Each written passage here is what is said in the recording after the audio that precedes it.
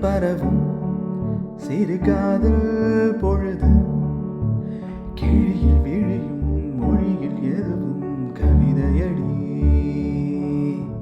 அசையும் இமையும்